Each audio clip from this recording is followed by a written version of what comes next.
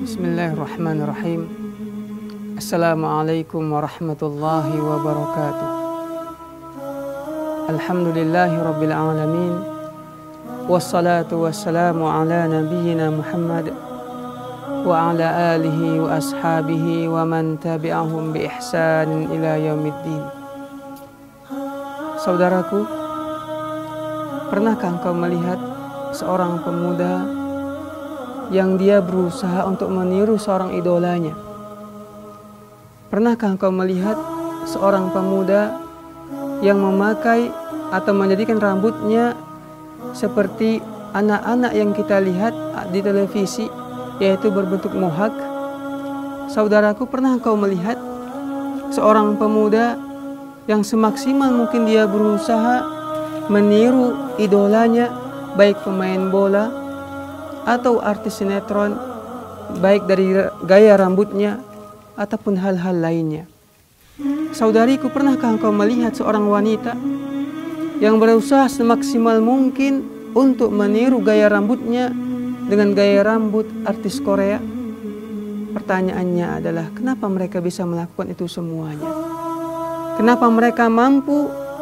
Kenapa mereka bisa mengeluarkan sebagian harta yang mereka miliki untuk dapat meniru dan mentaklid sebisa mungkin, semaksimal mungkin orang-orang yang mereka cintai? Tentu jawabannya ialah karena mereka mengidolakan artis tersebut.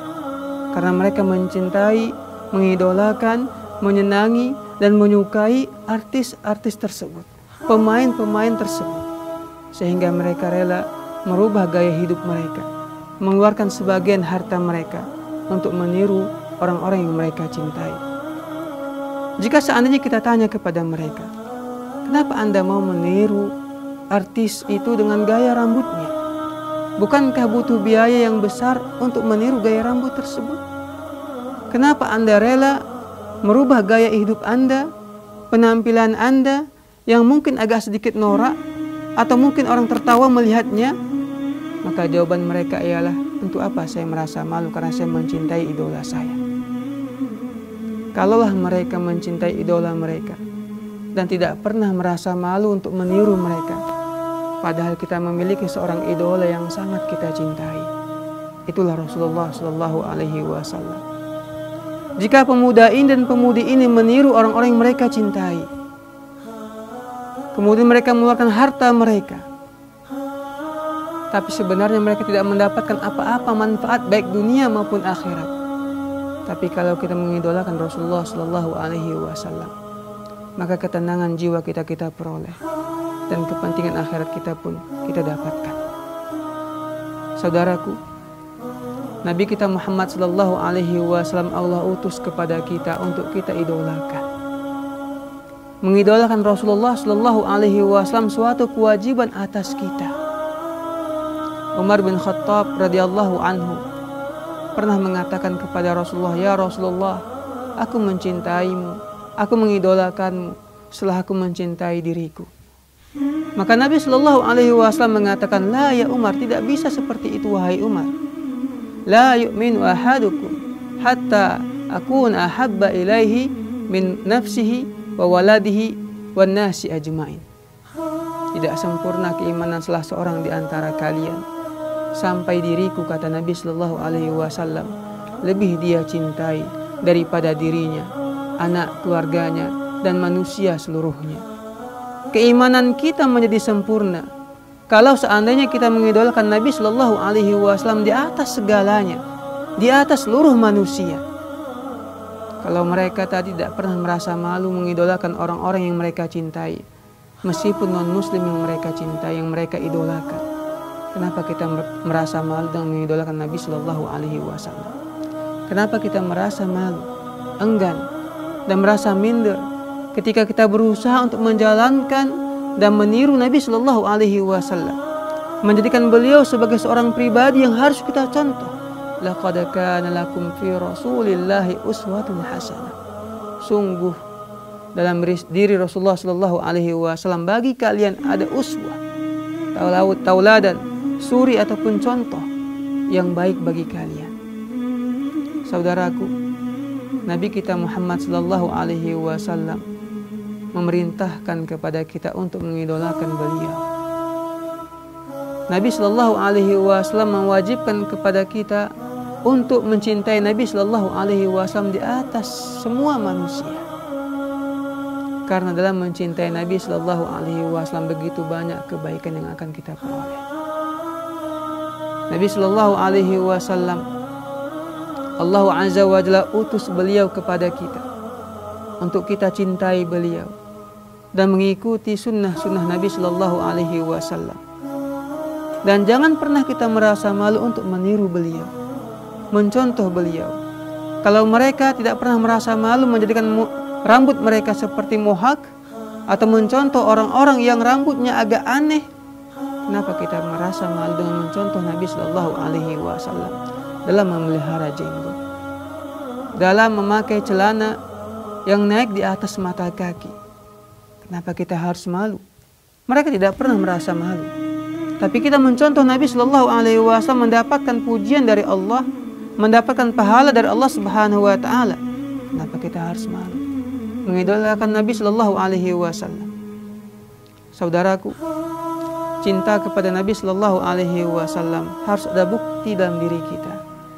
Harus ada aplikasi yang kita lakukan, yang kita praktekkan. Mustahil seorang mengatakan kepada orang lain, aku mencintai dirimu, tapi sayang, apa yang diminta oleh orang yang dia cintai tidak pernah dia lakukan. Innal muhibba liman yuhibbu muti'a. Sungguhnya orang yang mencintai orang lain akan senantiasa patuh, taat terhadap permintaan, permohonan, perintah daripada orang yang dia cintai. Itulah kebiasaan manusia. Itulah tabiat manusia. Kalau kita menyatakan Rasulullah adalah idolaku, aku mencintai Rasulullah, maka kewajiban kita ialah mengikuti Nabi Muhammad Sallallahu Alaihi Wasallam.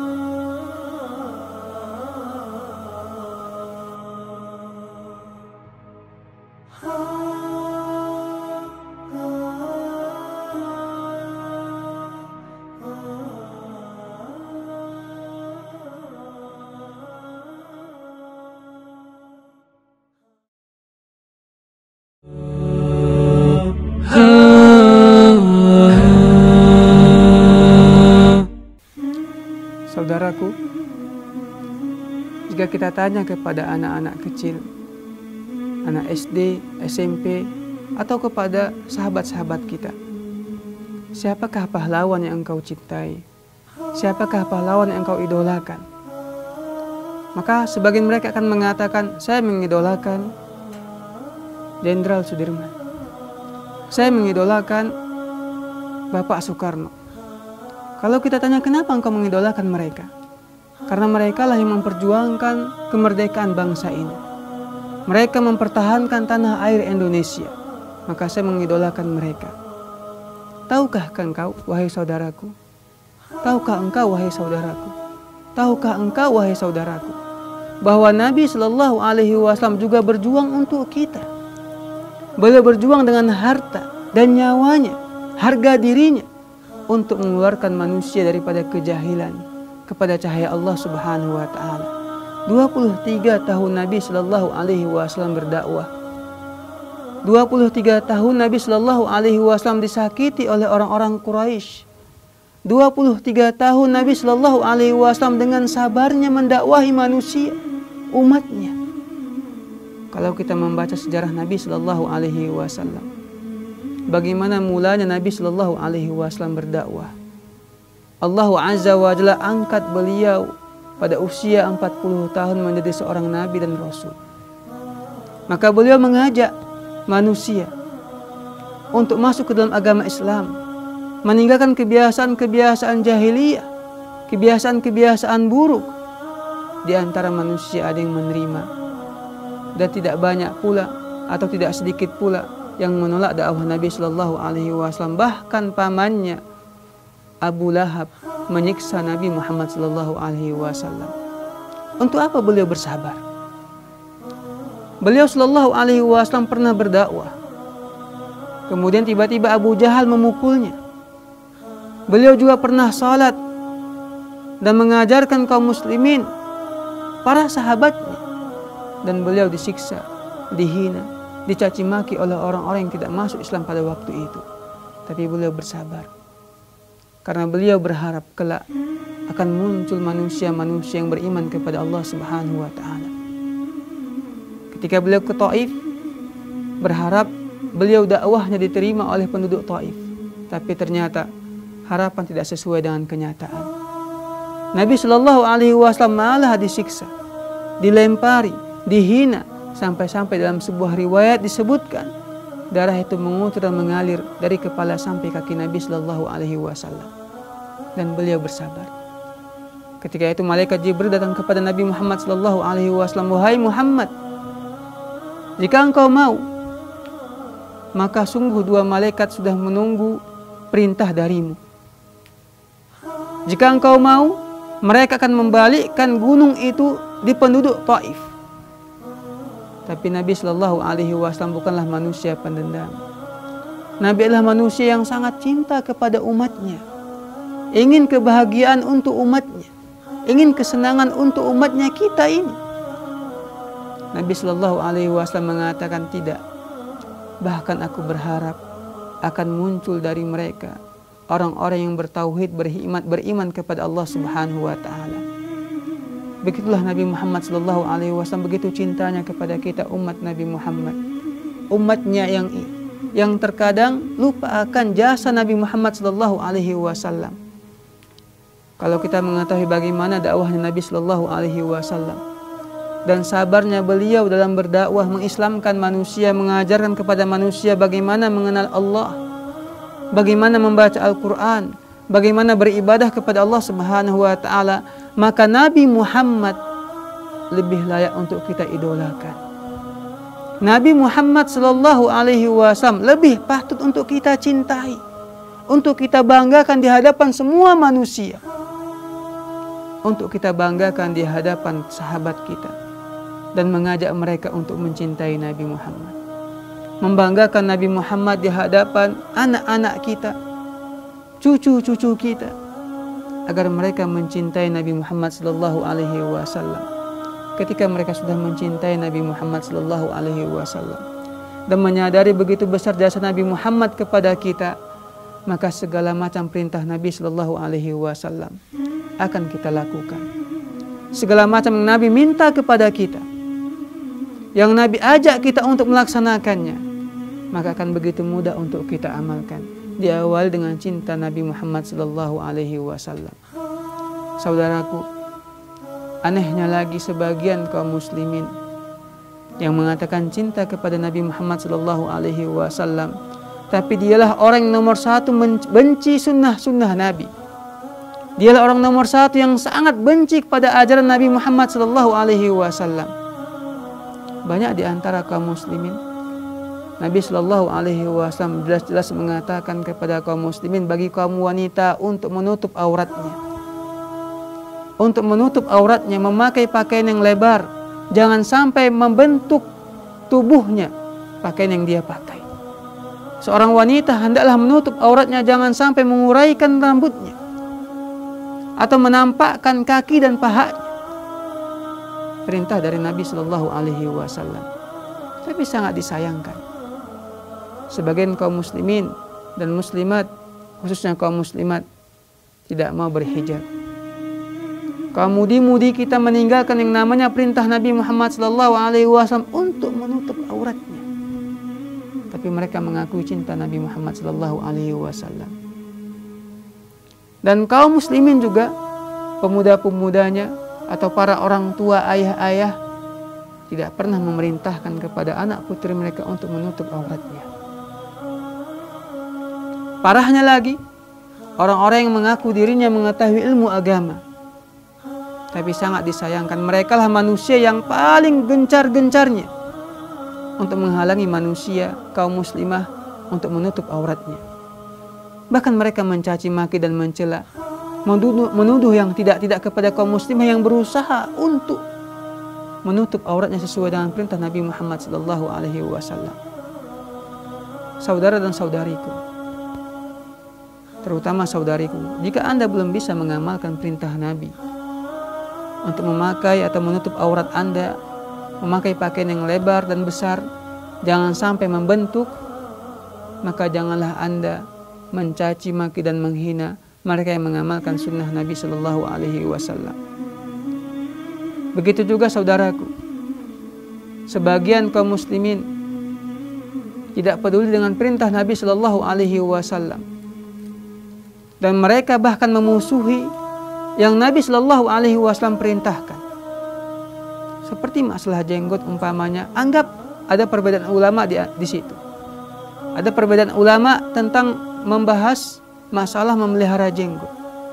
Tapi ketahuilah bahwa Nabi kita Muhammad SAW itu berjenggot. Jika kita belum bisa mengamalkan jenggot, maka jangan pernah sekalipun kita menghina orang yang mengamalkan sunnah Nabi SAW yang satu ini.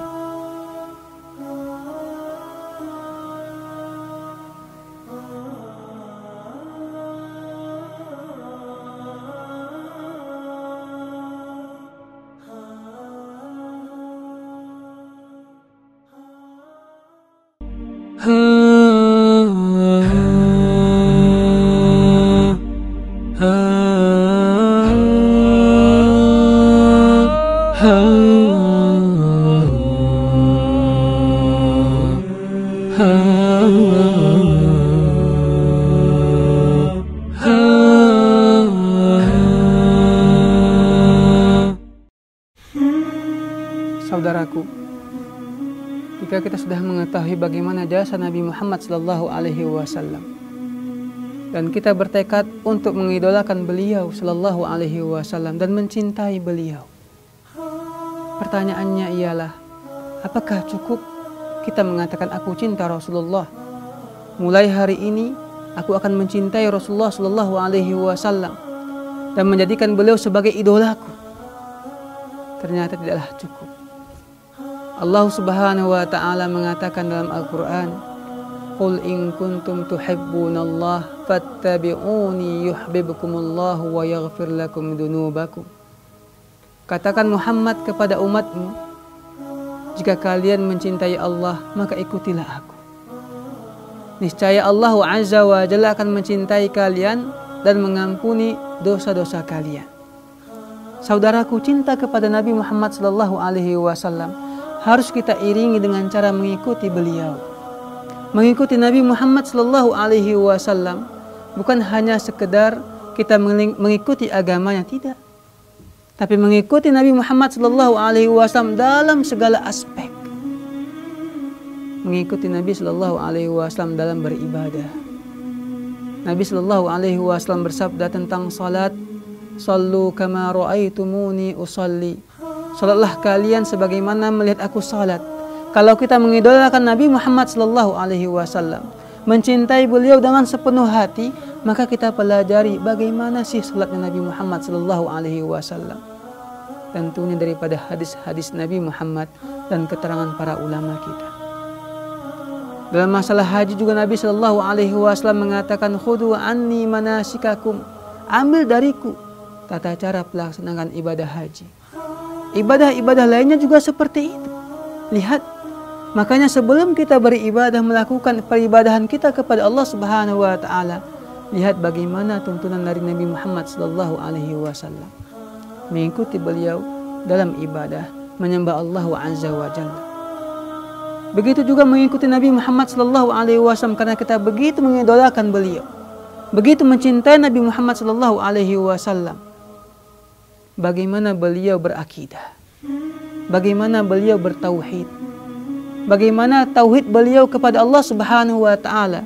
Tauhidnya Nabi Muhammad SAW bersih dari segala macam kesyirikan. Tawakalnya kepada Allah, benar-benar berserah diri kepada Allah, tidak pernah berbuat syirik kepada Allah Subhanahu wa taala, berdoa hanya kepada Allah Azza wa Jalla, menyerahkan dirinya hanya kepada Allah, tidak menggunakan jimat dan hal-hal yang berbau kesyirikan. Itu tauhid Nabi kita Muhammad sallallahu alaihi wasallam. Begitu juga kalau kita benar-benar cinta kepada Nabi Muhammad sallallahu alaihi wasallam, maka ikutilah beliau dalam akhlaknya. Nabi kita adalah manusia yang lemah lembut dalam perkataan. Nabi kita Muhammad sallallahu alaihi wasallam suka tersenyum kepada orang lain, menyebarkan salam, dan tidak pernah menyakiti orang dengan tangan dan lisannya. Nabi sallallahu alaihi wasallam pernah pada suatu hari merapikan saf kaum muslimin. Ada seorang pemuda yang agak ke depan safnya. Nabi ambil anak panah yang tidak ada ujungnya. Nabi katakan kepada dia, mundur sedikit, rapikan safmu. Sambil beliau cucuk perutnya, tidak sakit, pelan saja. Kemudian pemuda ini mengatakan, ya Rasulullah, engkau sudah menyakitiku. Maka Nabi Shallallahu Alaihi Wasallam mengatakan, kalau begitu ini ambil, balas. Kata pemuda ini, ya Rasulullah, engkau menyucukku dengan benda ini tanpa aku memakai pakaian, langsung ke kulitku. Maka Nabi Shallallahu Alaihi Wasallam menyingkap pakaiannya dan mengatakan, silahkan engkau balas. Pemuda ini sambil menangis bahkan memeluk Nabi Shallallahu Alaihi Wasallam. Nabi heran, kenapa engkau memelukku? Ya Rasulullah, aku sangat rindu kepadamu. Aku sangat berharap kulitku langsung bersentuhan dengan kulitmu. Lihat di sini Nabi Shallallahu Alaihi Wasallam berusaha jangan pernah ada orang yang merasa tersakiti akan tindakan beliau, tangan dan lisannya. Kalau ada yang merasa tersakiti, beliau langsung meminta kepada orang tersebut, silahkan kisos, silahkan balas kejahatan saya. Atau kamu merasa terzalimi, silahkan balas.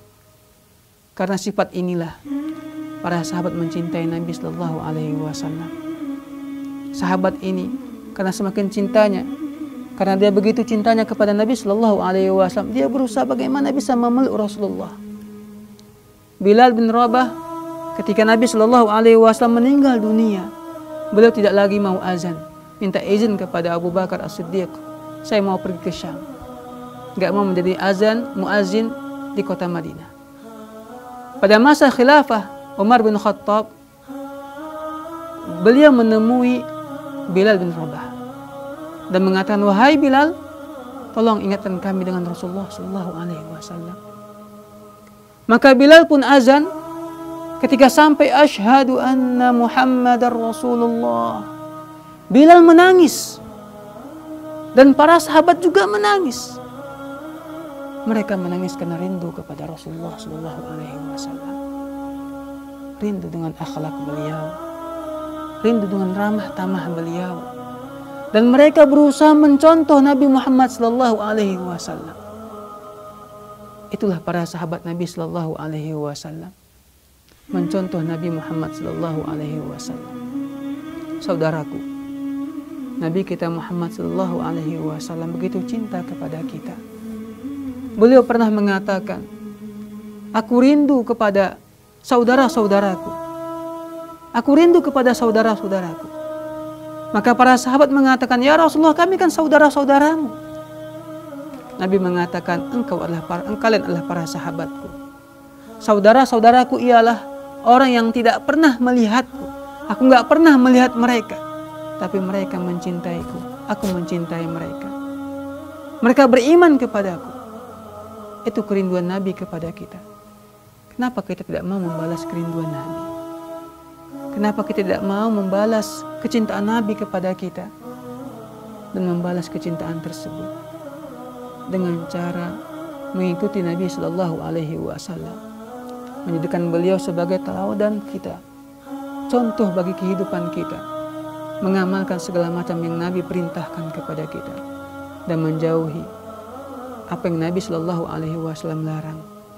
Saudaraku, pernah salah seorang Arab Badui datang kepada Nabi, ya Rasulullah, mata sa'ah, kapan hari kiamat terjadi?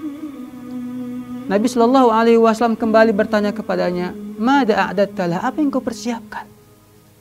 Dia mengatakan, ya Rasulullah, bukanlah manusia yang banyak salatnya, bukan pula manusia yang banyak puasa ibadahnya. Tidak ya Rasulullah, tapi aku cinta Allah dan cinta Rasulnya. Nabi mengatakan kepadanya, anta ma'aman ahbabta, engkau kelak pada hari kiamat bersama siapa yang engkau cintai. Mengidolakan Nabi Shallallahu Alaihi Wasallam akan menyebabkan kita bisa bersama beliau di surga Allah Subhanahu Wa Taala. Saudaraku, mari alihkan cinta kita. Idolakan Nabi kita Muhammad Shallallahu Alaihi Wasallam di atas seluruh manusia, agar kita bisa kelak melihat Nabi Shallallahu Alaihi Wasallam bertetangga dan bersama Nabi Muhammad Shallallahu Alaihi Wasallam di surga Allah Azza wa Jalla. Wa sallallahu wasallam ala nabiyina Muhammad wa ala alihi wa sahbihi ajma'in. Walhamdulillahi rabbil alamin.